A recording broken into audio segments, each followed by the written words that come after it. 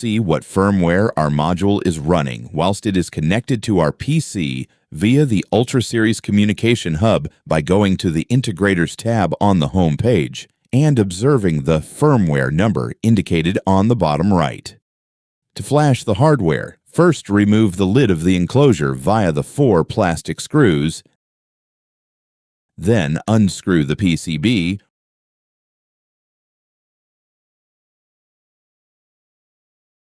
remove it from the enclosure and place it on an anti-static mat for safety. Make sure to disconnect any wires connected to the network side of the device just in case. Next, plug the PCB into your PC using a USB-C cable capable of doing data transfer. In the software, navigate to the About page and locate the Flash Integrator button. Pressing this will let you select your interface box from the list of devices connected to your PC. Make sure the integrator is selected, then press the Flash button. You should see a blue light flash on the board, followed by a short solid green light indicating a successful flash.